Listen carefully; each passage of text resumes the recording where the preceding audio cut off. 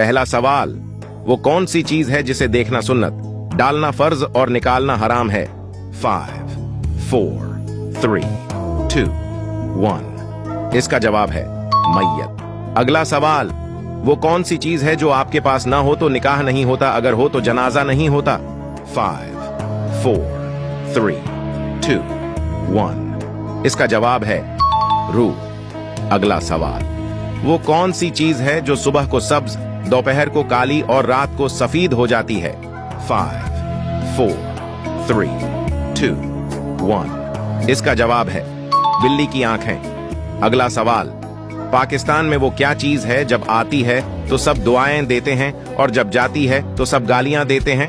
5, 4, 3, 2, 1। इसका जवाब है बिजली। अगला सवाल, वो कौन सा काम है जिसके करने से औरत का निकाह टूट